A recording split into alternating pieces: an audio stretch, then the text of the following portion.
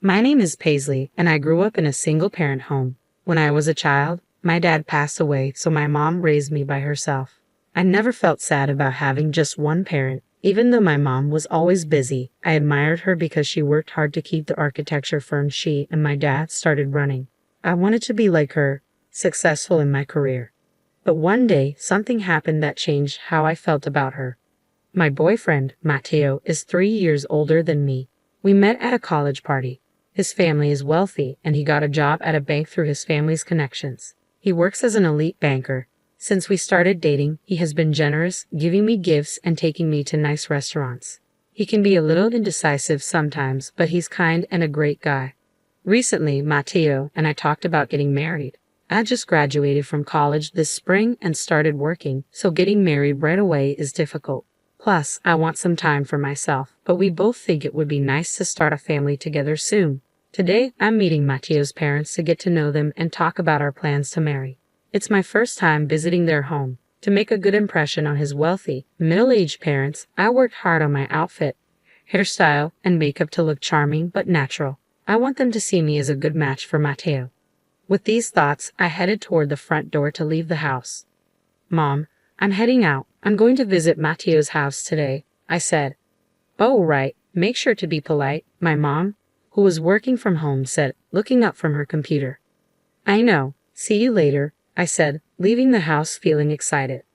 After taking a train and a bus, I arrived at Matteo's house in the neighboring town. It's a huge house like something out of a fairy tale. I had Matteo tell me his parents' favorite cake shop beforehand, and I bought a cake there. I rang the doorbell. "Ah, Paisley, we've been expecting you." "Welcome," Matteo greeted me with a gentle smile as I stepped inside.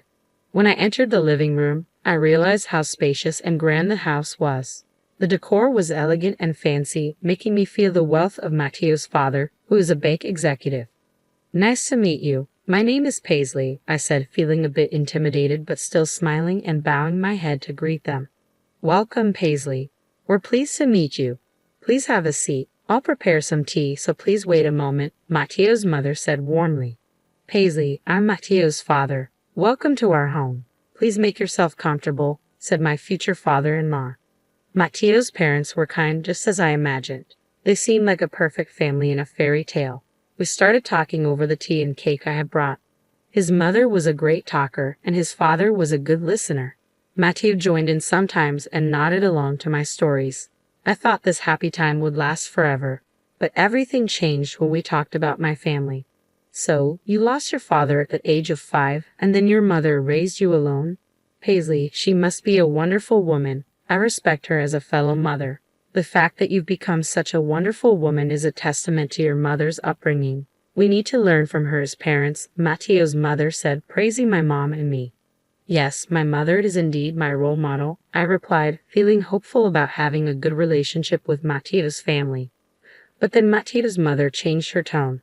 "However," she said, "coming from a single-parent household and being self-employed, I'm afraid it's not quite suitable for you to become Matteo's wife." Matteo's father nodded in agreement, adding, "It's a matter of trust and stability. We're concerned about potential financial issues and the reliability of such a background." I was shocked. They had just praised me, and now they were calling me unsuitable. I didn't know what to say and instinctively turned to Matteo for support. "Mom, Dad, not this again. What does it matter, her family situation? It's a minor fact," Matteo defended me. But his parents wouldn't listen to him. "No matter the reason, we can't trust a family with only one parent. We'd be troubled if we were asked to lend money because of financial difficulties," Matteo's father said, looking more serious.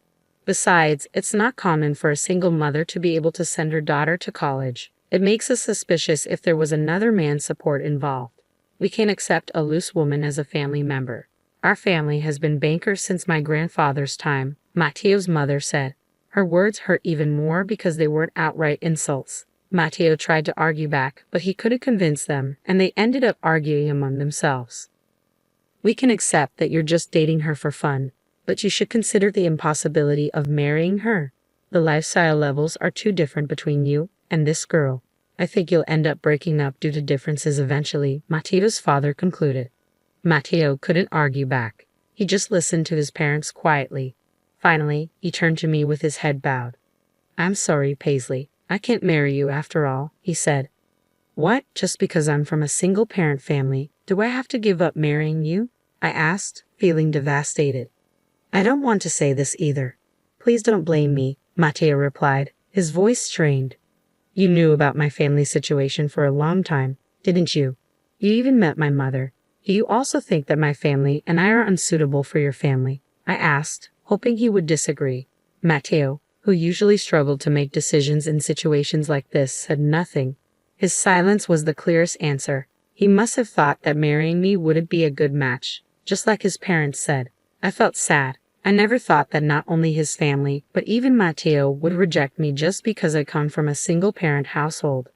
Paisley, please just go home, he finally said with a strained voice. Honestly, I didn't want to stay there a second longer either.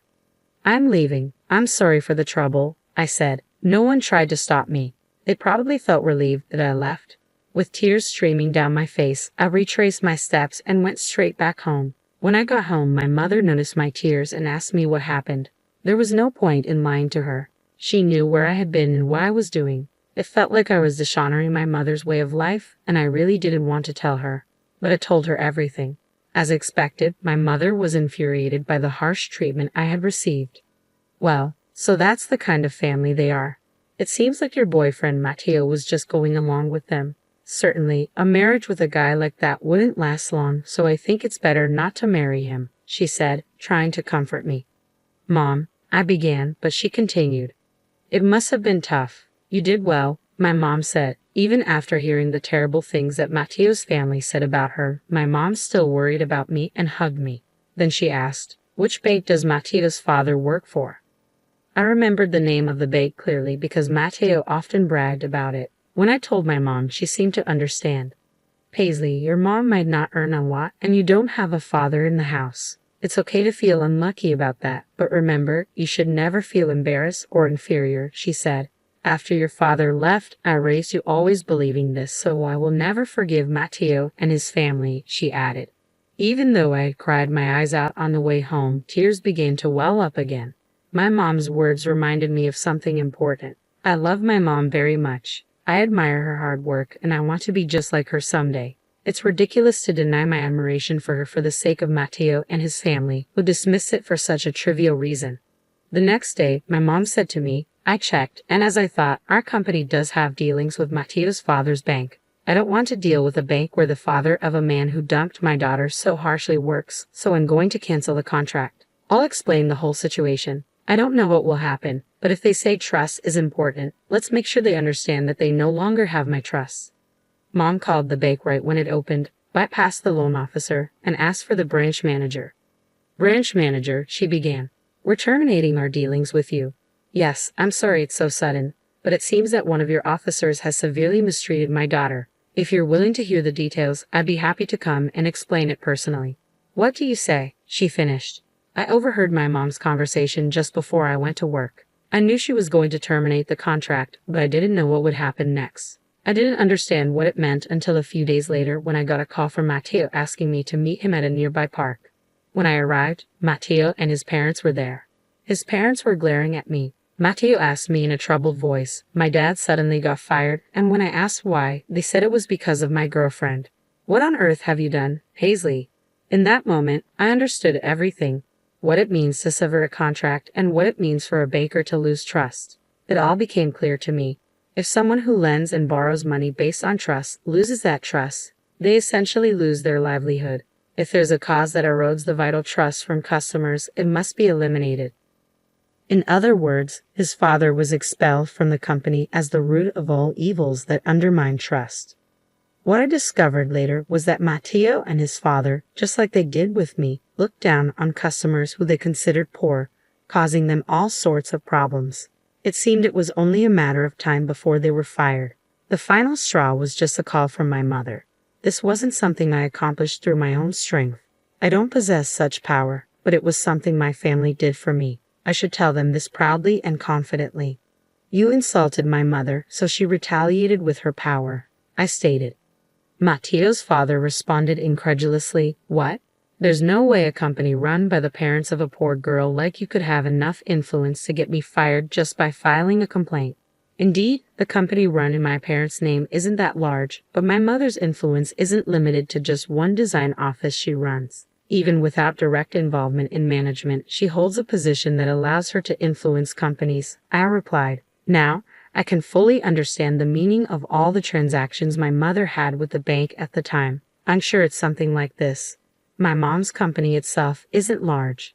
However, my mom is also registered as a non-executive director in several companies my grandfather runs. So what it means to have enough influence over you guys is that all contracts with my grandfather's companies were also terminated. I listed a few of the companies my grandfather manages. The color drained from his father's face quickly. That's ridiculous, he muttered. There's nothing strange about it, I said. After all, he's my grandfather, right? Why would he want to deal with a bank that disrespected his granddaughter and daughter? It seemed they finally understood why they were fired so suddenly. Their attitude completely changed. They fell to their knees right there, pressing their foreheads to the ground and sobbing. Even with this spectacle in front of me, I could only think of them as pitiful. Matteo clung to me, begging, Paisley, I'm sorry for everything. I was truly serious about wanting to marry you. I just thought you should go home for a while because my parents were being difficult. He was making excuses, trying to save himself. But I was done with him. I shrugged off his weak arm and told him, my mom is amazing, isn't she? She's my role model. I don't want anything to do with you anymore. I really hate you now for disrespecting her. I'm going home because my mom worries. Goodbye, and please never contact me again. I turned and walked away. Too weak to chase after me, he could only watch silently as I left, kneeling on the ground just like his parents. After that, his family, now unemployed, couldn't maintain their lifestyle. They started selling their cars and luxury goods one by one, and eventually they even had to sell their house. Hearing this from my mom and grandpa, who heard through the bank, I felt deep down that I dodged a bullet by not marrying him. He will likely continue to struggle with his pride and financial issues.